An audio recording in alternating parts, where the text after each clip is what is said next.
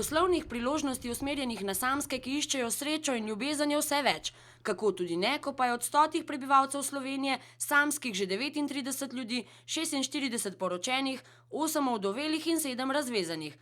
A psihoterapevt Margole trdi, da pravega partnerja ne moremo kupiti. Ljubezni se ne da tržiti. Ljubezen je nekaj, kar je moja notranja, globoko intimna potreba in do tega, kako bom zadovoljil to svojo potrebo, sem seveda samo jaz odgovoren. Več kot polovica Slovencev torej ta trenutek nima partnerja. Zakaj je tako?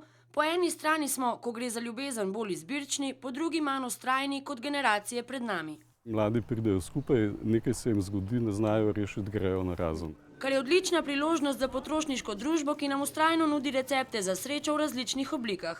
Posel s samskimi v tujini cveti, v Amsterdamu so jim namenili celo restauracijo, pri nas pa se je posla za samske med redkimi lotila mlada podjetnica Nina. In sem rekla, kje bi jaz spoznala nekaj kakšnega fajn fanta, ki bi mogoče tudi z mano potoval, in sem se nekaj spomnila na dogodke za samske, ki jih danes pozna že vsa Slovenija. Vključujejo hitre zmenke, potovanja, športne dejavnosti in različne družabne večere. To so res luštna družabna srečanja, kjer ne iščemo princa na belem konju, ampak prideš, da se imaš fajn, da se spoznaš. Samski ljudje tako postajajo vse bolj vplivni potrošniki. Jaz bi rekel temu zunanja manipulacija.